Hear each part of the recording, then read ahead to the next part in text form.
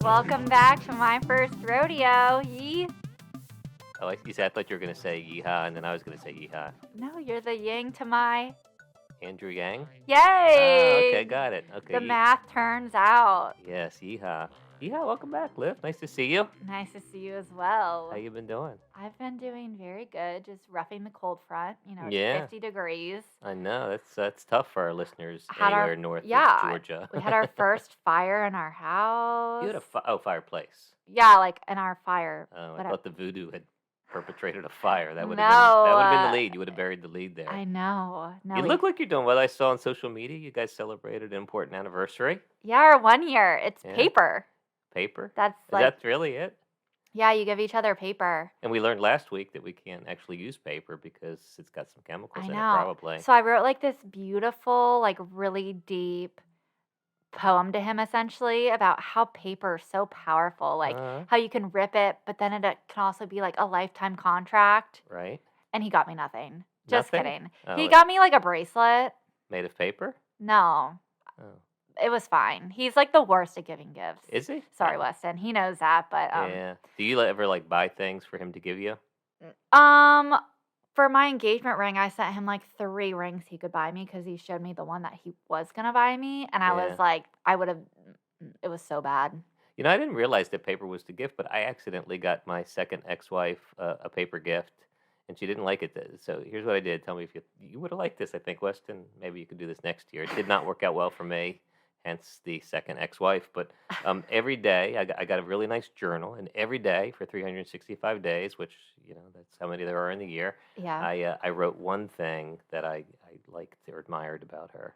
And so at the end of the year, I gave her the journal Uh-huh. in a nice little framed case that I had gotten. Oh, that's nice. And I thought that was nice. Yeah, She did not think it was nice. Oh, really? Yeah. See, I think I would like that, but we already do that. Like whenever it's my birthday, Yeah. I make him tell me. Like this year, I turned 28, so I made him tell me 28 things he liked about me. Wow. But every month we also do a Yelp review on each other, so like nothing's a surprise. Is that public or Like are you guys on Yelp? Like I can do a review No. of you?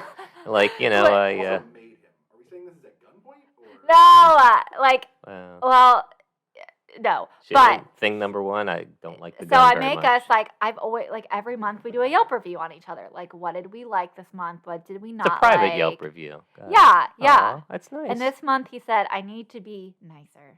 Oh, that's true. And do you give each other star ratings? Yeah, like I'll be like, oh, like this month was like a 5 out of 5. Like Nice. it's never gone below like a 4. Okay. Yeah. Either way. And you then this both- month my complaint was like he made us buy this house with a pool, and then he never cleans the pool. and again, So I was like, I you have to harken back to Tony's observation there. You guys are making each other do things an awful lot. How does that play out in your 1-year relationship? It's actually great because like there's a lot of couples that don't, Yeah. you know, that's like, oh, he doesn't clean the pool, or like Right. I'll talk to my girlfriends and they'll be like, I hate the way he does the dishes. I'm like, well, why don't you just tell him? Right. Or Tell even him, like but my you're mom and my yeah. dad, it's like, oh, he never puts the cups away. Well, just tell him to put his cup away. Like Right. that's why at the end of the month you say, look, this month you didn't put your cups away. Right. What's Or, the like- consequence of? Because in Yelp, a bad review means like less people are going to use him. No, we're very like, I think like, because it's kind of, we're on the same level when he's Yeah. like, be nicer to me. Yeah. Because like this And month, by is- the way, I agree with them. like You should be normally, nicer. like I'm very nice, but Ah. yeah, to him, but like this month has just been like hard with Right. like Christmas, and like I Right. get stressed when I have a million things to do. I just started Right. a new And job. you've got a sick wiener. I mean, that's gonna Yeah, make like I had anybody a sick cranky. wiener. I literally quit a job, started a new job, like started a podcast, like Right. managing my life. That's true. And so I was like, okay, like I'll be nicer if you clean the pool. That seems fair. It is. Seems like a So fair we're plan. very fair. And then like every month it's just like, so I don't know. This month I'll probably say like he hasn't done laundry once. Mm. But And he wears that's clothes, for right? February. So Yeah. we'll see if he makes it up this month. But how is your dating life, Mike? Oh, my let's, dating let's life. get off me. Let's go on to you. Oh, yeah. It's fair. It's been interesting. I'm evolving, as you know, from like being given my walking papers a year or so ago. So I was back in the dating world, and yeah, Nice. that's interesting. There's I finally jumped into the dating apps. Yeah, so because you're like kind of old, so this is new to you. Well, yes, I'm He's older. not like old for our listeners, but he's not like Right. fresh like me. No, Right. just I'm kidding. not. I'm not. Yeah. I mean, I've never met anyone on dating apps. Uh-huh. I was married for a while, so So, like, what are you doing? Like I, Tinder, Hinge? Because I they all have different yeah. But the vibes. problem is, I hang out with a lot of young comedians, and they all told me to do Tinder and Bumble. See, that's That was bad advice. Tinder, no, but Bumble. I think Bumble and Hinge. Like me and Weston met on Hinge. Yeah. Oh, I did evolve to Hinge, and that Yeah. Hinge is good. The Bumble problem, as you know, is that not the problem, but the opportunity is the woman gets to make the move, Yeah. and yeah, that didn't happen. So it's very sad. Well, also, like, They need Bumble therapy for the guys that don't get yeah, picked. yeah. I don't know. I also feel like it's kind of where we're based out of, and we're in Florida, like Jacksonville, and like women here, like not stereotyping you guys, but like we kind of like men that take initiative. Hmm. So maybe Bumble here versus like a more That was my problem. You think it was just that I progressive was in Florida, area. not that Yeah. I'm a mediocre-looking, short, bald guy. Yeah. That I probably mean, contributed. but I think you should stick to Hinge. Yeah, so I went to eHarmony. That's where I met the woman I'm dating now, and that's working out really nicely. I Wow. like eHarmony was interesting. I mean, the whole Okay. thing's weird because at first I realized there was a certain type that Uh-huh. was attracted to me. It was mostly men in foreign countries trying to steal my identity. Um, but there's not a lot of connectivity there. Mhm. So yeah, it's weird out there. People sending you pictures and stuff like So that. like what's your go-to like hello? Oh, it depends. I will say this, and this was one of the things that connected the woman that I'm dating now, is a lot of women say, and I hope they're being authentic, that they want someone that can make them laugh. And yeah, I mean, I'm not the big brawny guy. There's a lot of things I'm not, but I like to think as a comedian, I can make people laugh. So, Yeah. I test them on that. Maybe I send them a link to my comedy, and if they Mhm. were genuine in it and think I'm funny, I then love Mike's comedy. yeah, Like mine. you Mike. Oh, thank you. Like we definitely have the same sense of humor. Yeah. Yeah, I think that's right. We say like kind of like short tidbits Yeah, that we think are funny. right? Sometimes others might not, but And, like no filter. yeah, no filter Uh-huh. whatsoever. Yeah. Yeah, you don't get offended, I don't think. No, I definitely do not. The woman I'm dating now, she as it turns out, had seen me perform comedy at the Comedy Zone. So Really? when she saw me on social media, and one of my pictures has me doing stand up comedy, she's like, "Oh, I saw you open for it was for Henry Cho." So that was a point Wow. of connection. Good. So So then she can like help you support your career. yeah, well, at least, yeah, she's, knows it's what I do. My ex-wife got annoyed with the comedy, I mean, so I would get annoyed because I'd want you home at night. yeah, yeah, it And is that's kind of, obviously when you have to be gone. I guess as long as I clean the pool, it'd be all right, and that's really a Yes. daytime activity. As long as you clean the pool and yeah, in a Speedo. In a Speedo, really? Do you make Weston? Weston. I was just He kidding. offered to. To wear a Speedo? Huh. But my dad has access to our ring camera in the backyard. Oh, yeah, that would be So bad. that's what's stopping us. Query, why does your dad have access to your Ring camera? My dad has access to all of our ring cameras because he bought them for us for Christmas. And then he was like, That's a bit "Oh." creepy. Okay, so my dad is like a huge attorney. Like Right, he's he a very bills large man. so many hours, like crazy attorney. Right. But then I think he sits at his office and he watches like all of us on the cameras. Like Wait, he's wait. I just didn't really need to understand this. So you're a child. Apparently he has other children. I think he Does worries he buy about ring cameras for everybody and then no, stalks them? no, I just think like I'm a child that you would need to worry about. Yeah, because And yeah, and he like every time there's always something going on with me, like right. concussions or this is or that. It's like there's never a Right. dull moment with me.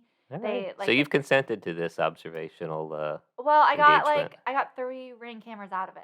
Right. Yeah, I don't. I One mean, for sure, there's the a lot of people that would but then pay it's for a kind of free nice. ring camera. It's kind They'd of probably nice put them in because your like bathroom if you want them as well. But my dad will be like, "Oh, your neighbor brought in your trash can. You got to get him something. That was so nice of him." all right. Or like he'll be like, "Who's at your door?" Or like he's like, "Man, your pool's really dirty. You better get those leaves out." So it's I'm kind of like accountability. I'm getting an odd picture of your dad because I'm grateful that he was able to supply us our guest last No, week. it's not But creepy. It's like it's very dad love because he's so far away from me, 16 hours away. right. Does So it's Weston like see it as a really dad lovey thing too? no, no. I think Weston and my dad are like really good friends. Yeah, yeah. So like I think him and Weston like my dad will be like, "Oh, the pool looks dirty, Weston," and Weston will be like, "Yeah, I'll get right on it." Is Weston able to have like a camera view at your dad's house? Is it reciprocal? Yeah, like we could if we wanted. Like I used to have it to their living room. Huh. Interesting. Yeah. Well, should I meet your dad? I don't know that I'll be accepting gifts from him. Just saying. Yeah. Well, yeah, no, just ring cameras for me. Seems like a lovely man. Yes, he is. So, well, we got a cool guest today. I'm really excited to introduce you to him. I don't think you've ever met him, have you? I Nat met Glover? him one time at your house, but it was in passing. Oh, okay. And I remember when he like walked in the room, like you could tell he was someone important because everyone Mm, was just kind of like, looking at him, and you're just like, mm-hmm. who's this guy? He is definitely one of those people that, And yeah, then you, I asked you after who he was, yeah, and you told me, and I yeah. was like, oh, Yeah. He's got a great voice and great presence yeah, and a cool man. So, yeah. yeah. He definitely has that presence, that calming presence. That, like when Mm-hmm. he walks in a room, you're like, oh, this guy. Yeah. He comes by that naturally. Yeah. We're gonna learn about him in a minute. But he was a hostage negotiator. He was the Could first have used a ring camera for that. for negotiating hostages. Mhm. Huh. I guess that would have worked fine. But it was like a long time ago. I don't think they Mhm. had those things. I think they used like two tin cans and a string, and they would just yell It's in. not that long ago. It was pretty long. I'm old and he's older, but Mhm. listener, you're gonna love meeting Sheriff Nat Glover and hearing us talk to him. So I'm excited to introduce everybody to him, including you, Liv. My first rodeo. My first rodeo. My first rodeo. Liv, I am so excited to introduce you and our listeners to one of my favorite people in the world, who I know is going to be an exciting guest. Our guest today is Nat Glover, and I've had the opportunity to get to know him in a bunch of different capacities. He's been a client when he was the president of Edward Waters University. I knew him, and when he was the first black sheriff in Florida since Reconstruction. Just a fascinating man with a fascinating history. I think it's fair for me to say he's a mentor of mine and a friend, and just a great man. He's working on his memoir right now, which Wow. he needed to be dragged to kicking and screaming because even though he's done all these amazing things, he didn't think other people would be interested, but I know they will be. So, welcome to our podcast, Nat Glover. Thank you, Mike. And congratulations Sure. on your memoir. Well, That's thank you. exciting. It is. Uh-oh. See, so popular. He's already got a phone call. Well, when he's in the evening, sometimes he takes orders for Wendy's. So this Yeah. could be an order coming through. He does DoorDash and Uber deliveries. It's a spam call. Well, that's Got this. if you want to take it, because that might be more interesting than our show, to be honest. Yeah. What I'm going They to want to do- ask about your car warranty. What I'm Mm. going to do is I'm going to put the phone on silent, and that's a big deal when it Right? comes to Could be me something. not wanting to be interrupted. But we as are I talk honored. to you all. All right. Aw. Well, we'll All right. we'll go quick in case something important's No, coming through, or no, you got no. another delivery. No, I'm fine now. It's on silent. But Liv, you were congratulating him on his memoir. Yes. Yes, well, thank you for that. I appreciate the opportunity for the encouragement from Michael and a few other people whom I trust. People quite often exaggerate when they compliment you, and I kind of accept it in a way that I realize you might be exaggerating, but I still feel fortunate for you to be complimenting me. So, I got to be honest, she for doesn't years, exaggerate when she compliments me, so well, I think well, it's genuine. well, no, I was saying to her the reason I was just doing my memoir, and for years, and now that Michael and some others have convinced me, I'm glad I'm doing it. Mhm. It's Well, gonna be great. I think your memoir will top the charts above Prince Harry's memoir. I think So so. I can't wait Yeah. for this. I mean, I know that you're a huge presence here in Jacksonville. Well, I'm not from here, but okay. I know who you are. I've heard of you, and it's amazing to be able to be here with you today because of our shared friend Mike. So Oh, Mike, take it that's so away. nice. Yeah, Right. and I will say the memoir's been picked up by a great publisher, and it's gonna be terrific. Yeah, yes. I can't wait to see it. But so we're talking ostensibly about your first rodeo, and I know a lot about your life, so I want to ask you about a few different segments of it Okay. in the context of sort of firsts, maybe not exact firsts, Yeah. but I know one thing that is well known to people who've been in Jacksonville for any time or studied the civil rights movement, really, and it's something called Axe Handle Saturday, and it was a dark day in Jacksonville. and you were right at the center of it. And I'm sure that was not your first encounter with racism, but it was a really significant one. Can you tell us a little bit about it and your involvement? Yes, it was very significant, and it had a very significant impact on my life.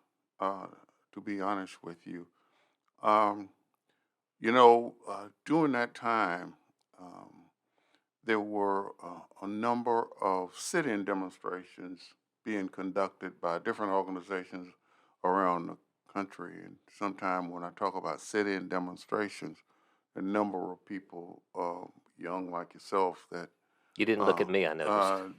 I was thought I was being tactful, um, and they didn't understand what was the sit-in demonstrations about, and what does that mean? It simply meant that um, during that time, African Americans were not afforded the luxury of being able to enjoy some of the public amenities that was available.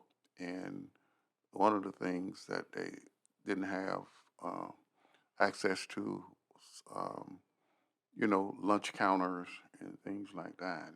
And the strategy was to have African Americans organize, of course, to go to those lunch counters, knowing that they were forbidden to take a seat, and they would take a seat, and of course, pretty much shut down the lunch counter, because the servers, of course, wouldn't serve them, and others, whites who were planning to maybe have lunch there that day, wouldn't sit down, and so they would pretty much shut down the lunch counter. So we had one of those in Woolworth downtown near um, um, Hemming Park downtown. And And listener, they, for your benefit, we're talking about downtown Jacksonville, Florida. It's now City Hall, but at the time it was the department store downtown. There were no yes, shopping malls, right? yes, yeah. Actually, uh, City Hall was once Coin Brothers. It was a department store, and but I happened to be downtown that day. I was not part of the sit-in demonstration. I was actually a 17-year-old uh, high school student working at Morrison Cafeteria downtown. I know you know probably about Piccadilly's, Mm. but there was a Morrison Yeah, she has no Cafeteria idea what Piccadilly as is. well, as Is it? well, and It's like so McDonald's, but for older people. yeah, and I was fortunate to have a weekend job, and um, in the dish room, which I was a dishwasher, and as a result, that Saturday morning, the uh, youth organization from the NAACP conducted a sit-in demonstration. Now I'm inside. I don't know anything about what's going on outside, so I am just working. And what happened, uh, just to kind of set the stage, this was a Saturday where I think I'm going to say some of the white community was prepared for the sit-in demonstration. So they had some uh, Ku Klux Klan and other white supremacists come to town. And it was my understanding that they actually passed out um, baseball bats and axe handles to each one of these individuals. And so um, uh, my boss, who was of course in charge of Morrison Cafeteria, came down and told all of specifically the black employees to get out of town. Whatever you're doing now, stop and get out of town as quickly as possible because there were some demonstrations going on and they have turned violent. And so as a result of that, everybody dropped what they were doing and they just vacated the building. Now, my job as working in the dish room, and I had a job that the last thing I had to do was when everybody left at the end of the shift, I would mop the floor. Now, the manager had given me permission to drop whatever we were doing and just leave. But for whatever reason, I didn't.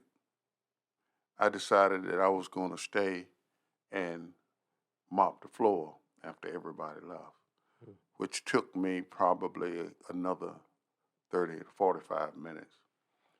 But when I did leave, I happened to walk out, came out the side door, and walked right into the middle of axe handle holding Klansmen. And it must have been, if I had to estimate now, as I visualize it, it must have been about 25, 30 of them, and they all had axe handles. And when I walked out, they used a few choice words in reference to me and said, "Where you going?" And of course, I said I was on my way home. And at that time, they surrounded me, and I was in the middle of them. And of course, they were hitting me with the axe handles. Now, it wasn't disabling, even painful blows, but if I had to characterize it, I would say somewhat menacing, hitting me lightly on the leg and on the shoulders and that kind of thing. And I was so afraid because I just felt like if one had been vicious enough to just hit me hard in the head or something, I would go down, and I was terrified. And I saw a police officer just outside the circle that they had me in. And I got a break and I made a dash toward the police officer. And the police officer was standing there, and I'll never forget his words. He said, "You better get out of here before they kill you." And I was on the outside of the circle then, so I just took off running. And I would have to say that I was so afraid. I was terrified. And I ran home. I ran all the way home. And I've never been that afraid in all my life. And that was a moment that I will never forget. And when I got home, I was ashamed, embarrassed, because I had ran. In my neighborhood, you didn't run away from a fight. Right. If you ran, you would always be labeled as a coward. And I never wanted to be labeled as a coward, so I was afraid to tell anybody about it. And I went to my room, which I shared with my brother and sisters, as a matter of fact. And I laid across the bed and I cried, and I cried, and I cried. Now, that was one of the most awful things that have happened to me in my life. But when I got myself straight and I stopped crying, I said to myself, and I can remember it to this day, that I never wanted to feel that way again. Right. Right. I never wanted to be afraid again. And I made a pledge to myself that I will never run away from anything, no matter what, Right. because I never want to feel this way again. Now, I can tell you as my life progressed, it turned out to be one of the, the best things that could have happened to me because it actually, from that day to this day, made me fearless of Yeah. challenges. And it really planted a seed of justice in you, which has been at the core of who you've been and everything you've done since then. Well, the police officer um, who failed to help me, um, I thought was an awful example of what a police officer is supposed to do, and that's protect and serve. But also had another situation after a work day at Morrison where police officer stopped me one night, and they were looking for people who worked at Morrison stealing steaks. And they asked me about who was doing it, and I told them I didn't know. Well, they searched me, and I had 2 napkins in my pocket. And those were the napkins that you wrap the silver with. Um, when you go to a restaurant and working in the dish room, we used to use them as handkerchiefs, and we'll kind of stick them in our pocket and wipe the sweat. Well, the police officers wasn't very understanding about that, 2 detectives, so they arrested me.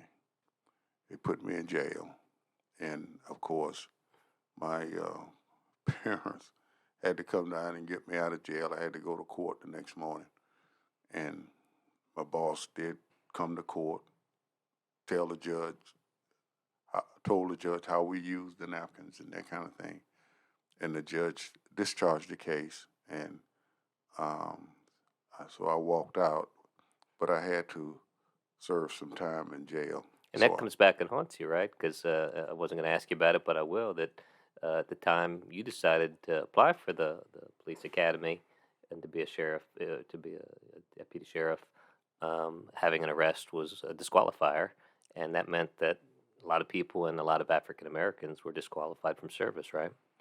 absolutely. But then again, just as that incident um, with the axe handles uh, instilled a kind of courage in me that was what I would call beyond the normal level. Um, that incident, although misfortune, might have been the very reason when I applied to become a police officer that I got hired. Right. And it just happened to be that at that time, uh, African Americans were not police officers in Jacksonville until about 1950. And of course, this was, of course, 1966, and just 15 years later, and it was clear that um, the city wanted to control the number of African American police officers that they hired. It was kind of a certain number they wanted. And so um, it was understood in the African American community you can go down and take the test and all, but if they hadn't decided that they were going to hire 5 more African Americans, they were going to just tell you you failed, and that kind of thing.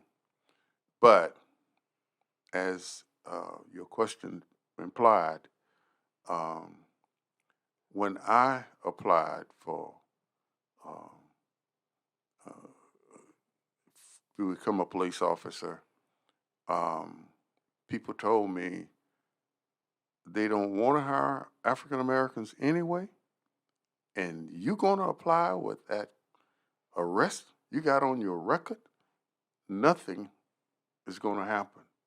So you can just forget it. But still, it was laid on my heart, apply anyway.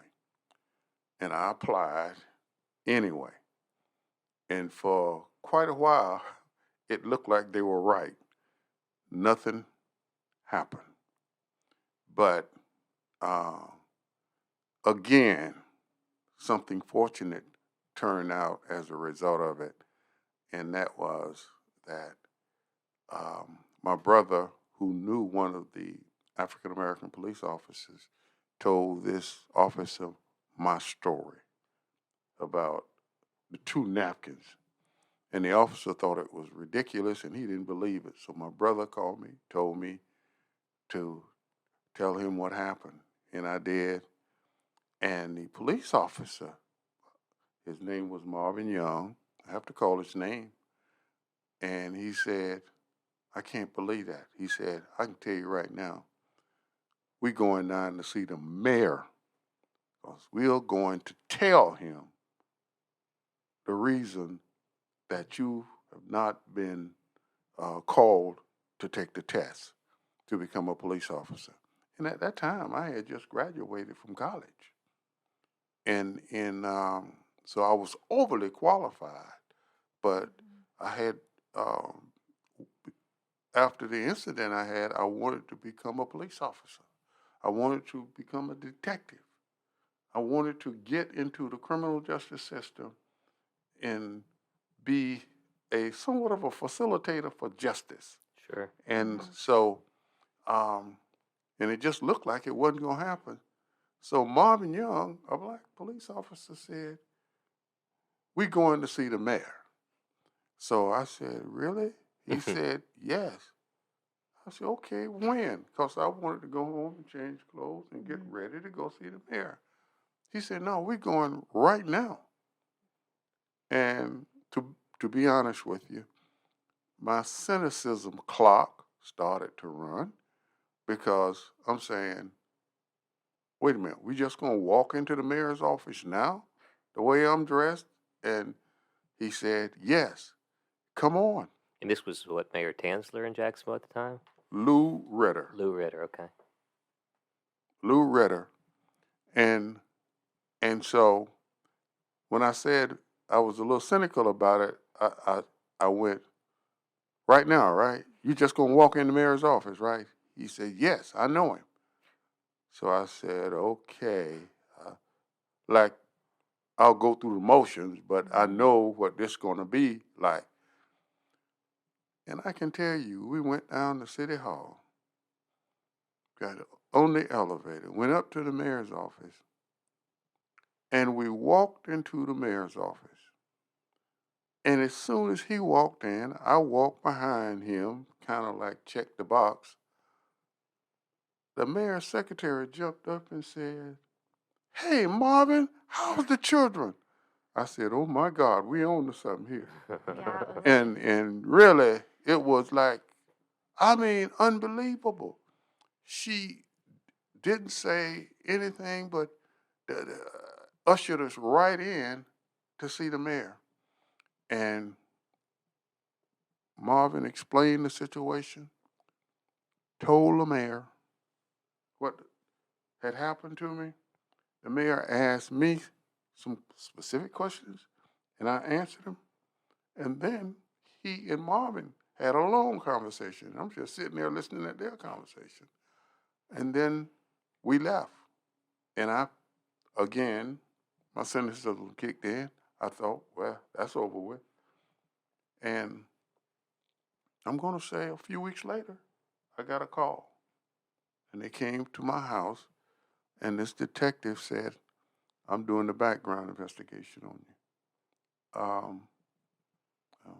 We're going to have you come down and take the test and all. And at that time, I had to take an IQ test, an aptitude test, and a physical agility test. And took all of that and passed it. And I was able to become a police officer.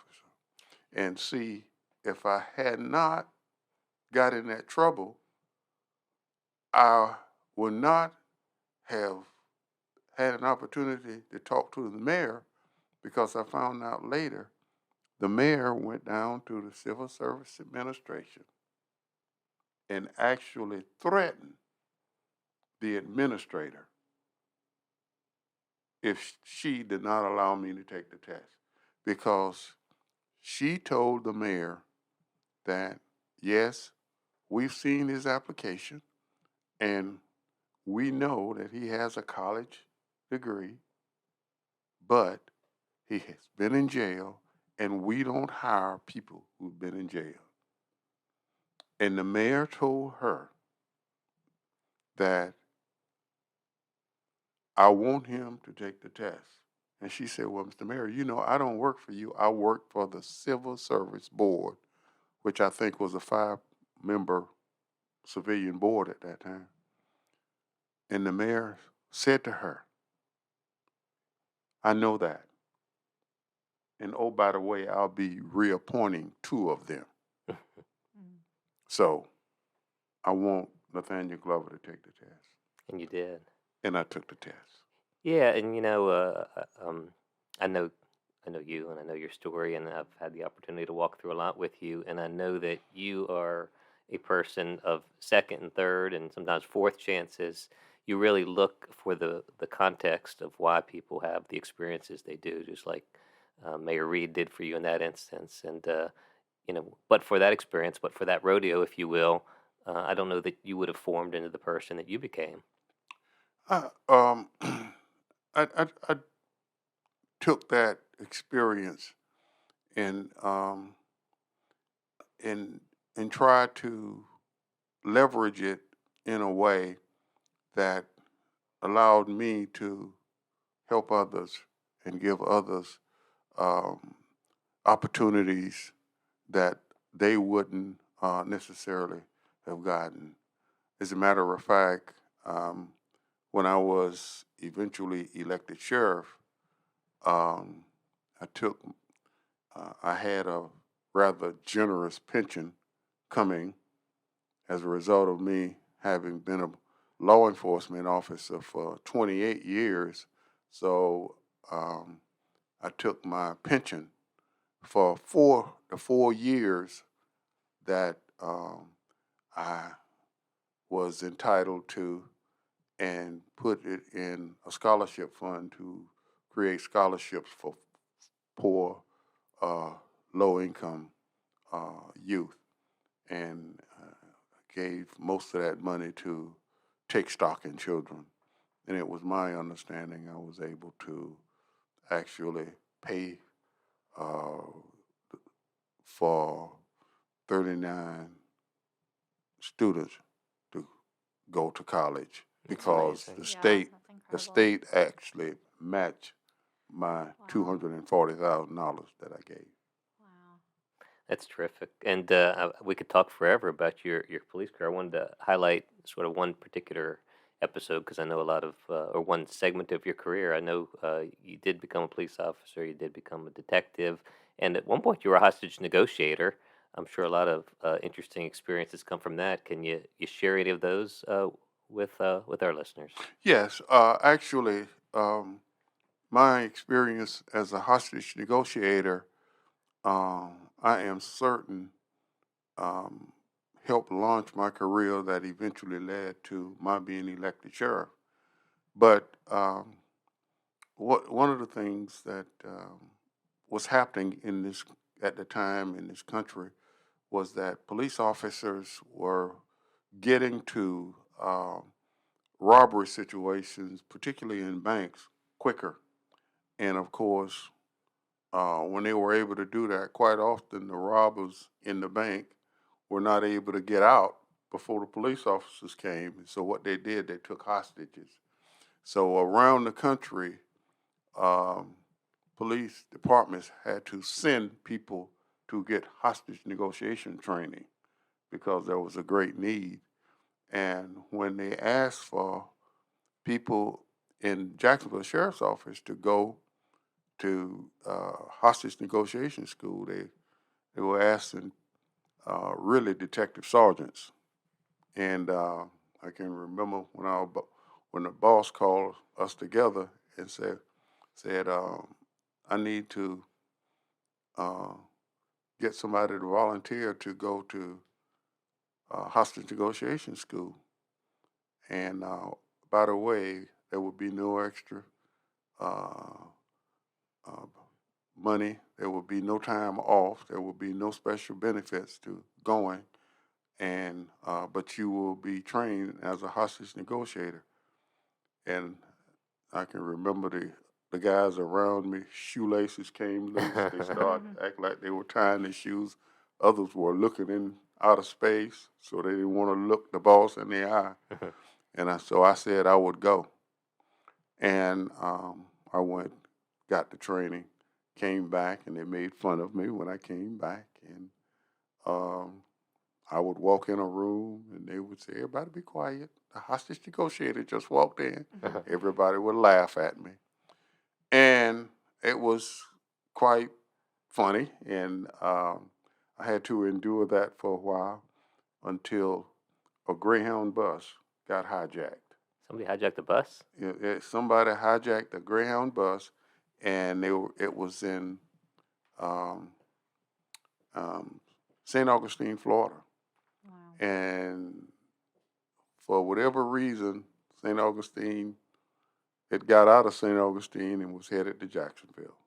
Now, the talk on the street was, Were they trying to take it to Cuba? Wrong way.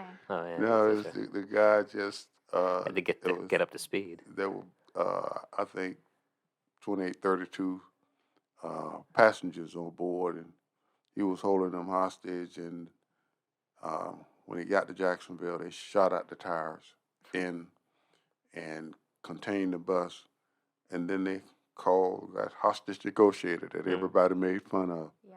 and went to the scene and working with an FBI agent who was a hostage negotiator. So what did he want though from the situation? Yeah, I've never seen that much on the Greyhound bus worthy of Well, What was taking he at? hostages. he was going through some personal challenges, and Which is true of most people on the Greyhound bus, I think. and he was drinking a little, and I think when they asked him why did he hijack the bus, he said, "Why not?" Something like that. It's hard to But argue with that yeah, logic. that Yeah. was impeccable logic. But the fact of the matter is, when I was involved in that situation, and we were able to negotiate with the hostage taker, and then eventually go on the bus and subdue him, I was, of course, much heralded in the sheriff's office and in the newspaper. And I think that was part of my launch toward becoming eventually the sheriff. And incidentally, just as a note, most of my hostage negotiation training was put to use talking people out of suicide and people who were despondent for many different reasons, holding guns to their head. I was the one that went in to talk to them. And it was part of that courage that I talked about earlier that allowed me to do that without fear. And my colleagues, my fellow officers would often say to me that I was crazy and that I had a death wish. But to this day, and I must have talked to 15 different people holding guns to their head and was able to successfully negotiate them out of killing themselves or either having the SWAT team have to shoot them. I feel like to this day that I can't remember being that afraid on any of those situations. What they thought was a big deal was a situation that I couldn't walk away from because I never wanted to feel like I felt like the day I ran from that mob. So it changed my life. I wonder if those skills are transferable because Liv's husband could probably use some of those skills when when he's confronting her. She makes him do a lot of things, and I just wonder whether you couldn't coach Weston up on helping with that. Well, it depends on the level of difficulty. Oh, it's tough. Okay. But the fact of the matter is, one of the things that was quite important when you negotiate with a person who want to kill themselves, and I had a certain strategy that I defaulted to, and that was number one. I knew when I got to the scene that if a person really wanted to kill themselves, they probably would have done it before I got there because they would have to call me out in the middle of the night. And it took me time to get there. That's the first thing. But the second thing, I always was able to establish a rapport. And then after I got them to trust me, I was able to talk them out of killing themselves because I always used the term, you're going to leave a legacy where people you love will be embarrassed to acknowledge that they knew you. And to this day, 100% of the time, I was successful. I feel like it's such a blessing in disguise. No one else in the room wanted to be a hostage negotiator because you have you're just have such a. I was telling them before you walked in, you have such like a calming presence to you. Yeah. But you have a deep voice, so it's like you want to take everything I say. I just take you so seriously, and I want to sit here and be quiet and just soak in everything you say. And I feel like most authority figures, they're loud and they have to show that they're the leader. But when you walk in a room, you lead by your presence and I think your backbone and your strength, and it's just we're so lucky that we're not. What happened to you was horrible, so horrible, and it's amazing how you just turned it into you made such a better world here in Jacksonville and just in the country, and it's just so inspiring just to even be in a room with you. It's really great.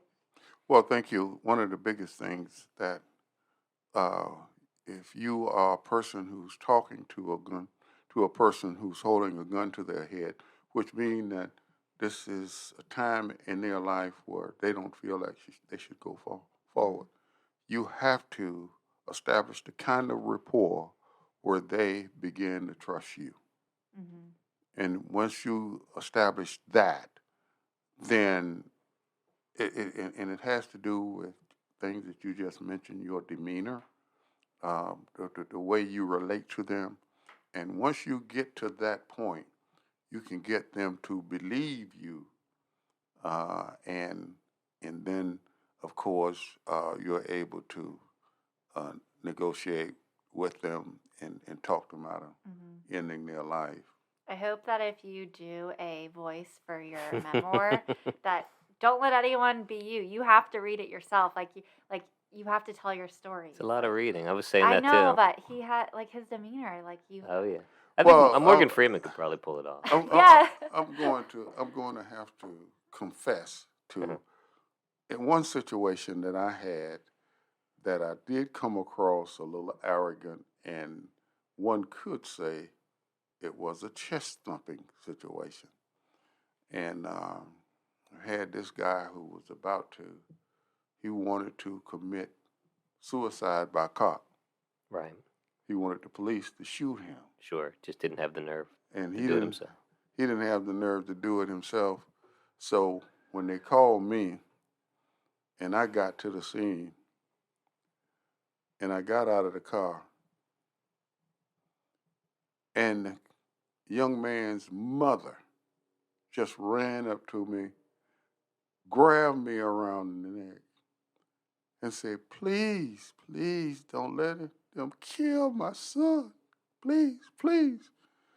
Now, with a voice that might have come across a little arrogant, I said, ma'am, if you let me do my thing, which incidentally I do very well, I'll save your son. And I was able to talk him out Mm-hmm. and talk the gun out of his hand so they didn't have to kill him. Now, to this day, some of my friends give me a hard time about me being a little arrogant on that. So, in reflecting, I think they might have had me correct. But I will I say just till this day, my mother's appreciative of that. So it's, thank you for that. also, Well, you're just confident in your skills if you go into something and say, "Oh man, I can't do this." it's funny that You're you not going to be use able to do that. But if it's you say, "I can do this," right, you right. can do it. It's funny you use confidence because that was the word I defaulted to when they come at me at a level that it's hard for me to explain. So If I, you know I you're was good at something, you don't have to pretend you're not good that's at it. right. Like, That's right. I'm good at it, That's, period. so if I need an additional witness, I'll look you up. Yeah.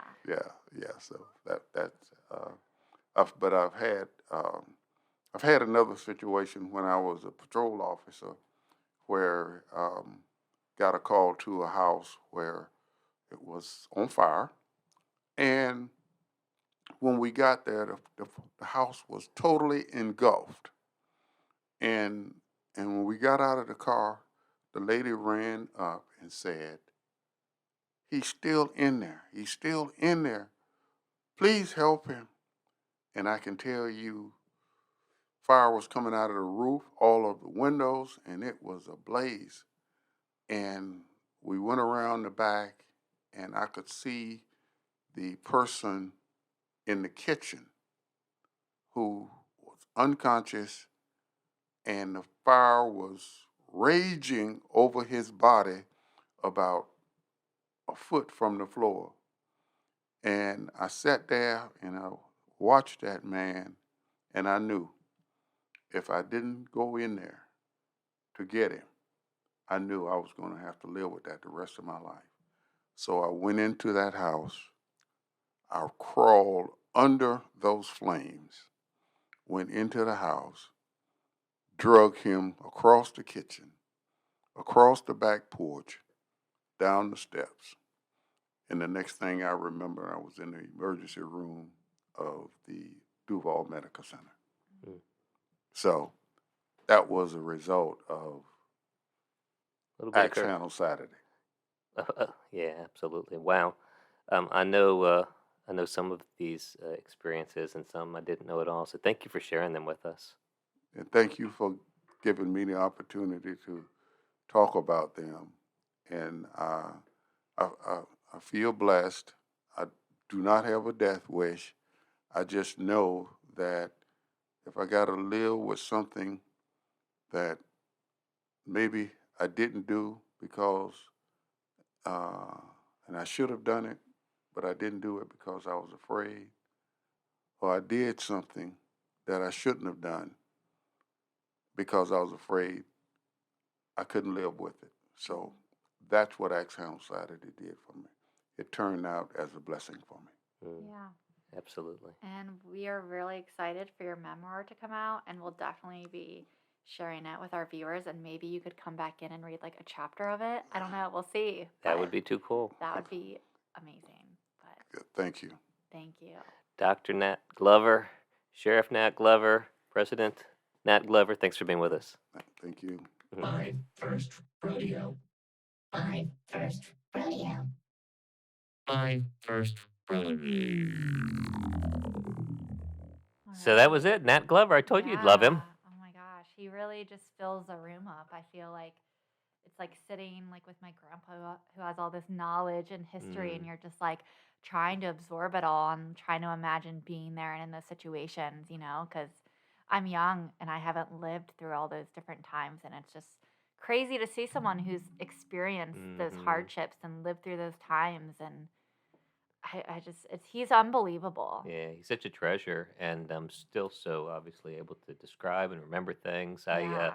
I've been blessed because since he stopped being the president of Mhm. Edward Waters University, which we didn't even have a chance to talk about, but that I was the know. historically black college that he went to. He got to come back and be the president of it. But we go to lunch about every month. We maybe cancel every third or so, but Yeah. I've heard some of these stories, and but every week I hear something different, and he's just really wise. The one thing I was hoping we could get into, and obviously time didn't allow us, but when he ran for sheriff, it was a very race-driven Yeah. campaign, Mhm. not by him so much as by some of the opponents and just Yeah. people in the community that weren't ready for a black sheriff because there hadn't been one in Mhm. Florida since Reconstruction, which is to say there really had never been one. And what he did was just so smart and so heroic, and that is when he became sheriff, many of the naysayers and adversaries and white people that were not very supportive of a black sheriff, and him in particular, he brought them into top leadership positions Wow. and won them over and realized, the old adage, better to keep your friends close and your enemies closer. Exactly. That's what I was thinking about the whole time he was talking. It's like all the people that did him wrong. It's like Yeah. he just wanted to put everybody in a better position, like make a world a Hmm. better place. He's a very forgiving man. And there's just, it's just so, I really have no words for his Hmm. stories because it's just like I'm still digesting it. I feel like once his memoir comes out, like I'm just going to read it and reread it and just Hmm. try to like live through it because it's just, I mean, even today, all the social justice and justice issues, like I'd love to hear his thought on Yeah. like, going like a timeline of it and what like people my age need to be working on, Right. every day and working towards. And Yeah. He's yeah. got some opinions for sure about Yeah. community policing, and some of them are going to be, I believe, in the memoir. I've seen an early draft of it. I've read it, but I Ooh, believe he's adding a couple of chapters that talk about not nice. necessarily what he would do if he was sheriff today, but just opportunities that he sees for improvement. So I think it's going Yeah. to be a great read, and hopefully he'll come back. Yeah, hopefully he will. And he's a cool dude, has Yeah, amazing, you should have seen his boots when he walked in here. I wish we made him they were show. nice boots. He was Yeah, in black alligator boots. yeah, yeah, yeah. Besides being a great Not a big human, fan of alligators, he has apparently. I knew there was something bad about him. No, I mean, obviously he loves alligator boots. yeah, no, I'm sure those it were died of natural sweet. causes, the Yeah, he alligator was did. a sheriff with swag. I saw those boots and I was Oh like, yeah, those yeah, are yeah, cool. yeah. When you walk around town with him, he's probably one of the most famous people I know. in Jacksonville. You He walk around really with him and is. people know him. But not our usual silly guest. Yeah, And it was hard to be silly with him, I even though he and know. I have a lot of jokes. But Yeah. those were serious topics. So Yeah, with him, I feel like you and I were so quiet because it's when he talks, hmm you're just like ingesting everything he's saying, and you don't want to interrupt him. Like he right. knows what he's doing, and Oh yeah, there's definitely it's like that. definitely. Like respect your elders. Like I just look at him and I'm like, okay, Yeah, I screwed that I'll up a sit here. couple I'll times, sit but here until you speak to me. Like you're. why don't you do that with me? I'm your elder. Yeah. Not right. I'm not getting that. Yeah, you're more of a friend. I All right. guess elderly people can be We're friends with me, friends. but I That's don't know. nice. That's a story I for a like different that. time. Such a sweet note to end on. Yeah. All right. So we'll be back next episode with something a little sillier, more fun, I bet. Yes, but we hope you enjoyed. All Lots to right. think about, lots to talk about. All right. Yee. Ah.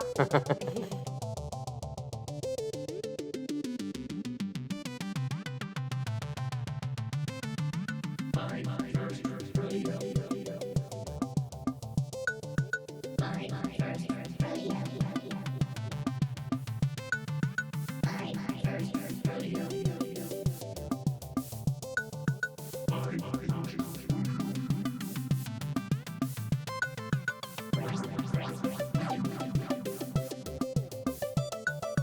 My first rodeo. My first rodeo.